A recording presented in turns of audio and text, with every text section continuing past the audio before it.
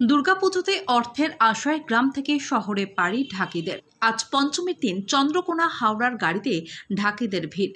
গ্রাম থেকে শহরের উদ্দেশ্যে অর্থের আশায় পাড়ি দিচ্ছে ঢাকিরা। দুর্গাপুজো মনে কষ্ট নিয়ে পাড়ি দিতে হচ্ছে গ্রাম ছেড়ে শহরে। অনিশ্চয়তার মধ্যেই ঢাকির দল শহরে পাড়ি দিচ্ছে। এবছর রাজ্য জুড়ে বেশ বৃষ্টিপাতের জন্য ব্যাপক বন্যা সৃষ্টি হয়েছিল। কিছুদিন আগে পর্যন্ত নিচু এলাকাতে জমেছিল জল। গত কয়েকদিন আগেও কলকাতা জলমগ্ন হয়েছে।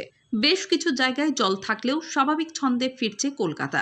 ঢাকিরা চিন্তিত, এই বৃষ্টিতে জমা জলে কলকাতায় পুজো আদৌ তাদের বাজার চাঙ্গা হবে কিনা। ঢাকিরা জানাচ্ছেন, তারা তো বুক করে গ্রাম শহরে যায় না, গ্রাম থেকে শহরে গিয়ে সেখানেই তাদের পুজো উদ্যোক্তারা তাদের সঙ্গে কথা বলে নিয়ে যান।